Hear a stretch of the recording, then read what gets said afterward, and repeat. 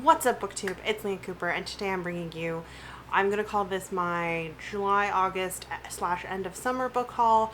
I'm only recording, I think, the first half of it now.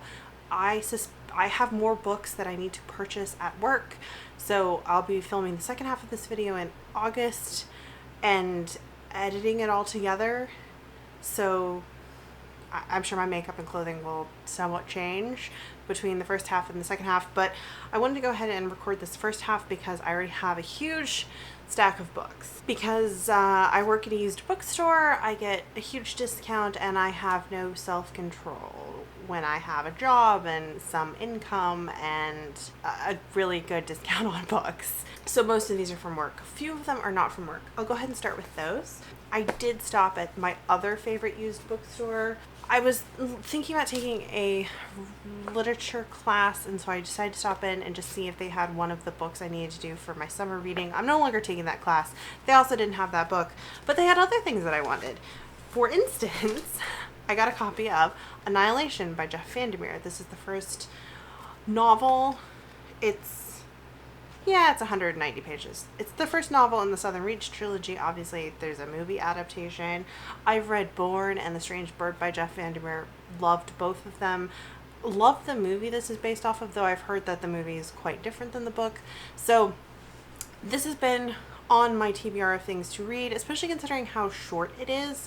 It's less than 200 pages, which is like, this is the perfect length story for me. Like, this is the length I love to read. I also got a couple of Temeraire books, or His Majesty's Dragon books by Naomi Novik. I got Empire of Ivory, which is book 4, Blood of Tyrants, which I think is book 8, and League of Dragons, which is called the final Temeraire book. So I think this is number 9. I also own numbers 1 through 3 and number 6, I think. So I'm just missing Tongue of Serpents, number 5. I think number 5 is the only one I'm missing from this series now. I have not started reading these yet, but I absolutely love Naomi Novik's writing. You may or may not know that Naomi Novik is one of the original founders of AO3. She's a fan fiction writer. I've been following her fan fiction for well over a decade at this point. Something like 15, 16, 17 years is how long I've been reading Naomi Novik. And I also love Uprooted. So this feels like a really safe bet, this series. And I got all of these for like $4 a piece, and they're in, reasonably good condition for mass market paperbacks. So this is my little browser's book haul. Altogether, I think this cost me about $20 with tax. It's like it was like 19 plus tax, and tax in my city is like 9.5%. But this bookstore that I get these from has a frequent buyers punch card. Every time you spend $10 in the store, they punch the card, and when you spend I want to say it's like $140, I think that's right, you get a free book. So it's a local independent used and new bookstore, and they do carry a lot of good books and good work. They do a lot of good work, and support your local bookstore. And I love the punch card idea. I've never seen a bookstore with a punch card system, and so I love that. So they're they're the place I go to if I'm going to pre-order a new book. I like to pre-order through them so that the author gets more and they get business. Or if I'm going to be purchasing a book that's come out in the last year, they're the people I go to. So I'm really excited for all of those. Then books I got from work. Books I got from work are a little bit more compulsive buys because I can get them really cheap. Because obviously I work at an outlet, a used outlet. So they're already low price and I get a discount.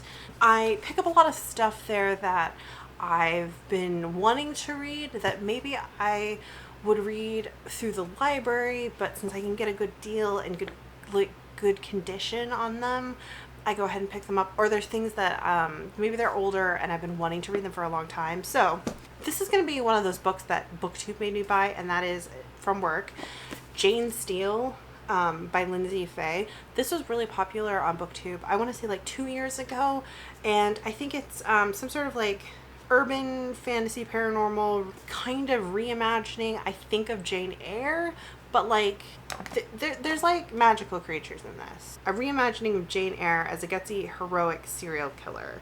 And I know that I'm like positive there's like some sort of like fantasy element. So I've heard a lot of good things from this about this, and it was like $1. And it was $1, and it's like in perfect condition. The next thing I got were 2 Charles DeLint novels.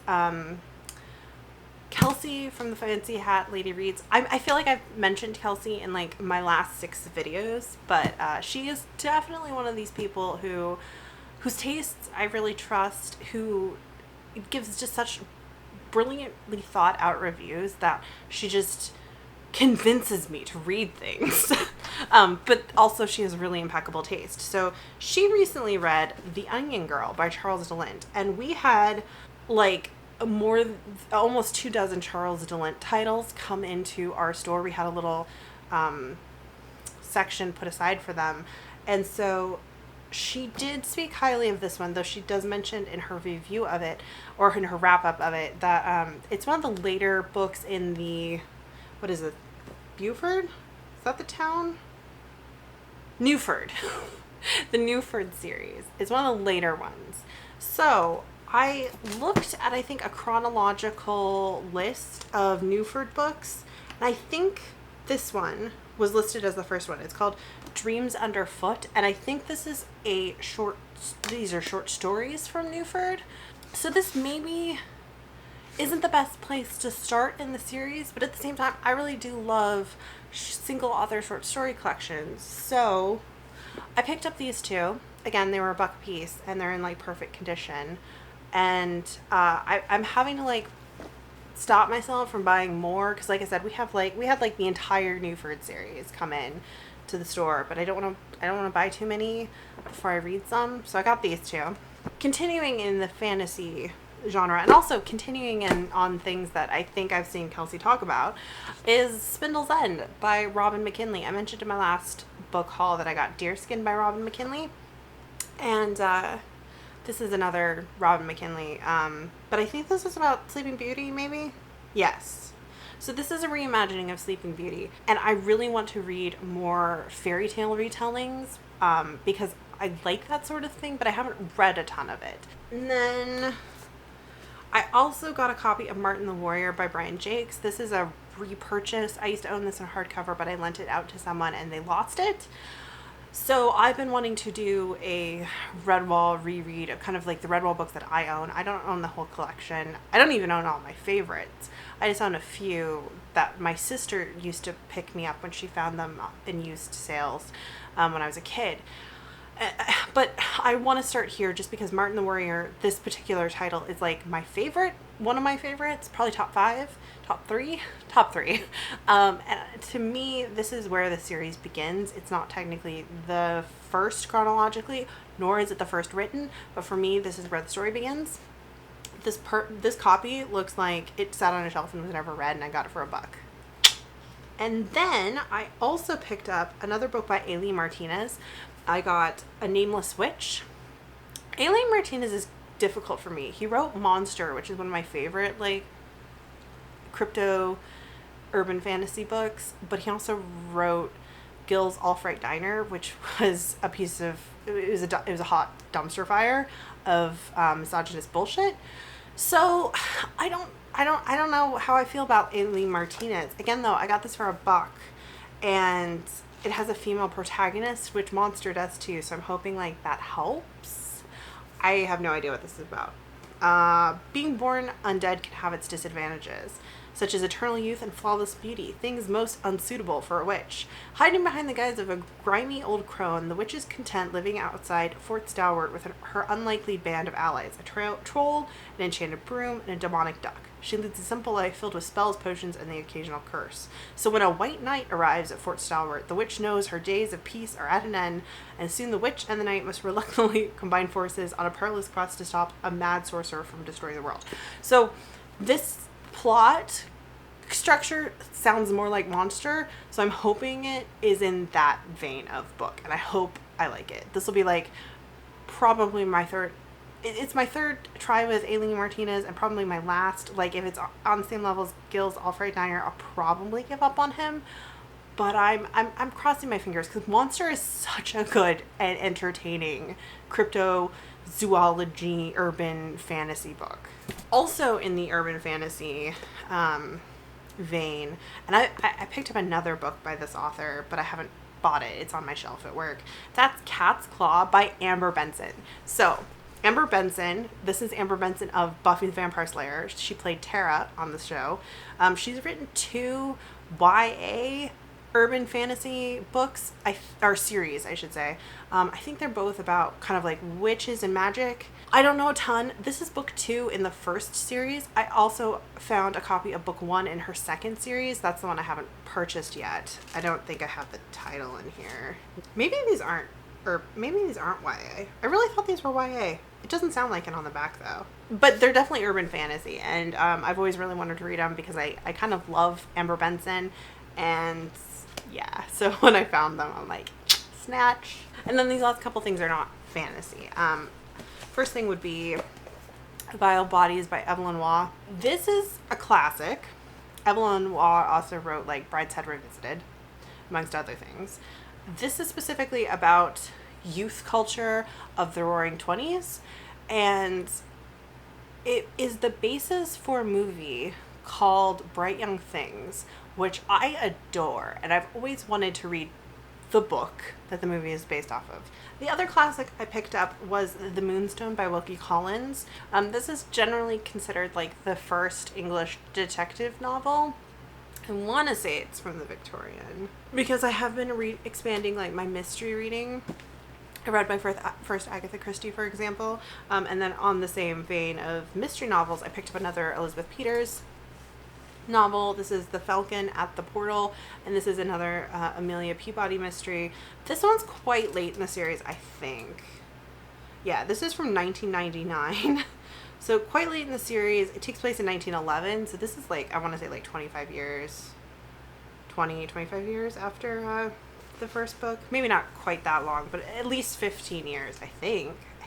Anyways, late in the series, but I've been picking up Amelia Peabody mystery books as I find them so that I can read more of them because I do like the series. So that's all I've got for the moment, but I think there will be a part 2 of this, so if there is, continue watching. Alrighty, so we continue with the book haul. Excuse the angle. This is kind of an old filming angle, but I decided to go ahead and clean it up and try using it again because I thought the other place I was shooting was just really boring. At least this way you have some books behind me.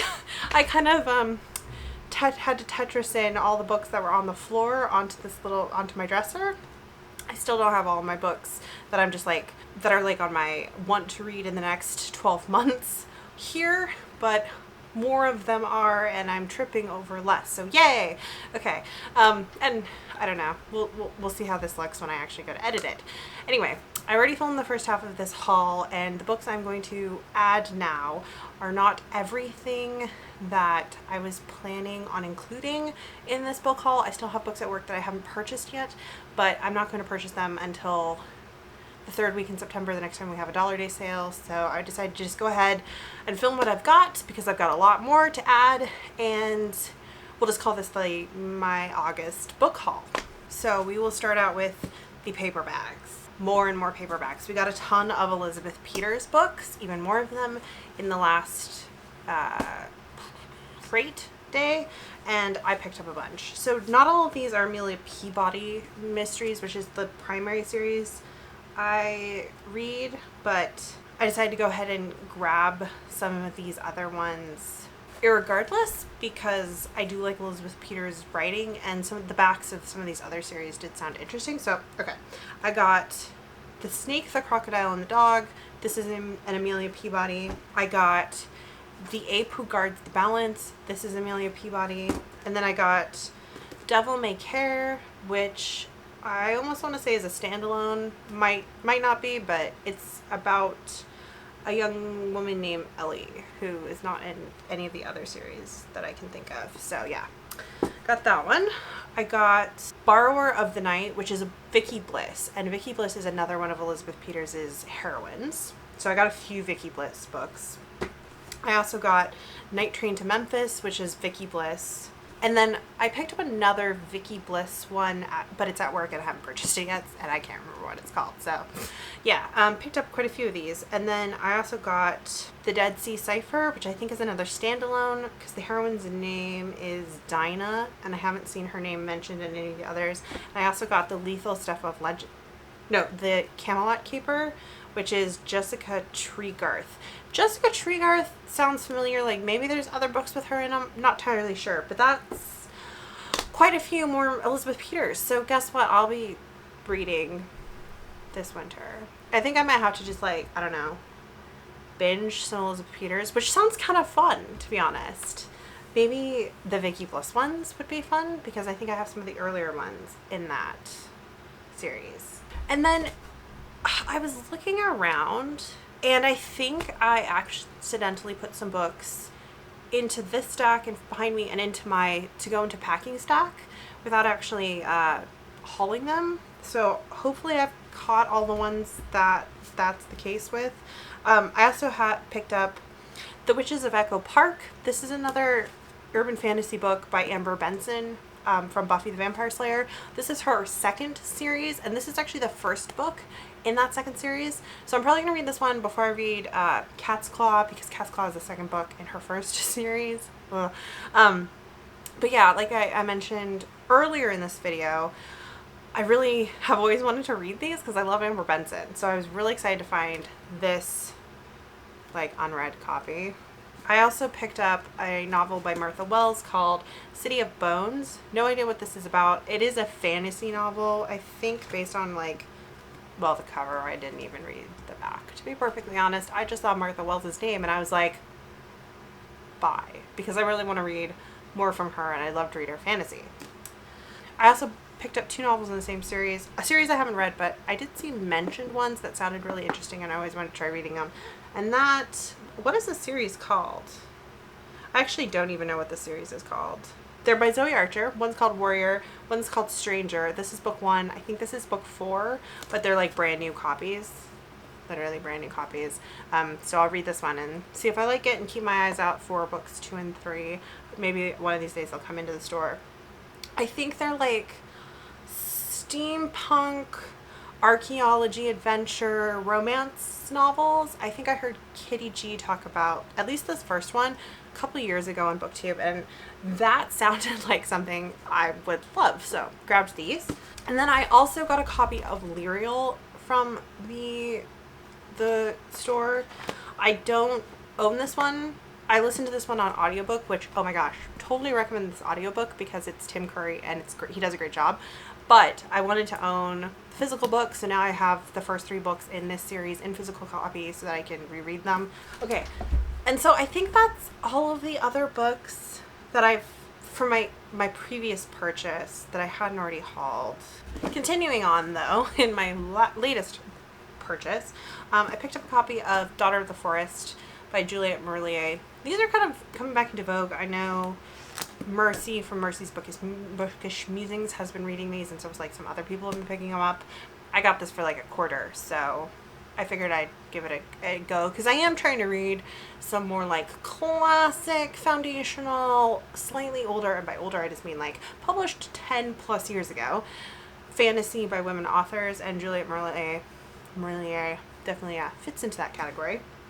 Another thing I picked up completely on a whim was Brightness Falls from the Air by James Tiptree Jr. And I have no idea what this is about, but there is a book award named after and in honor of James Tiptree Jr., who was a woman who wrote as a man and who, like, everyone thought was a man when she was writing for decades. And kind of hilariously, a lot of quite misogynistic male SFF writers would hold up James Tiptree Jr. as like, see, this can't be a man, this can't be a woman, this has to be a man, look at how good he writes, etc. Like, this has to be a man. And then it finally came out. She confessed to, I want to say, Ursula K. Le Guin in a letter saying, I'm actually a woman, and but everything I've ever told you is true, and I hope we can still be friends, basically. And so I find James Tiptree Jr. very interesting, and I love the award surrounding James Tiptree Jr., and I want to know more about them, to be honest. But I've never read one of their books. I saw this just like randomly on the shelf, and I snatched it. And it says on the cover, her last and greatest novel. I don't know. And then the final thing I think for this haul that I have is what I transferred to the store for myself. And that is In the Cities of Coin and Spice by Catherine M. Valente. This is the sequel to In the Night Garden. It's part of the Orphan Tales duology. And this is kind of a 1001 Arabian Nights retelling where it's a bunch of fairy tales nested within one another. I really loved the first book, and I got this for like $3 with my discount. Yeah, it's like the only copy we had in Washington, and I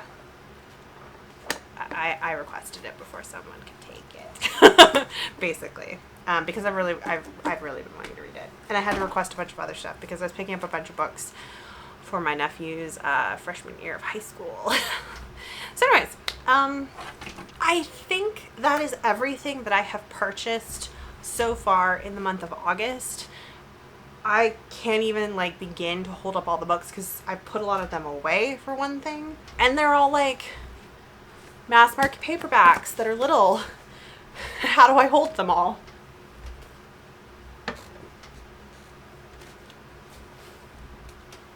I'm not even holding, this is just a fraction. I don't know.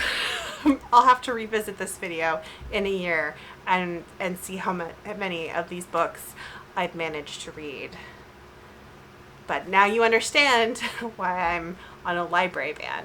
Which, speaking of library bans, I should have already posted my TBR for September. I'm going to be participating in Reading Space Opera September, which is being hosted by Thomas over at SFF 180. I will leave a link to my TBR above and to the Goodreads group for the readathon down below. Sounds like it's going to be a lot of fun, and it's a pretty chill readathon, all things considered. Like, the challenge is just to read like 4 books in the month of September. Very doable, all space operas. And I got something from the library for that. Oops. Anyways, thanks for watching. I hope you're enjoying my descent into madness. That is my access now to very cheap, great paperbacks through work. And I'll see you guys in my next video. Be sure to subscribe if you enjoy any of this content and you want to see me tackling reading all of these books. I'll see you in my next video, which will hopefully be my July wrap-up. Bye.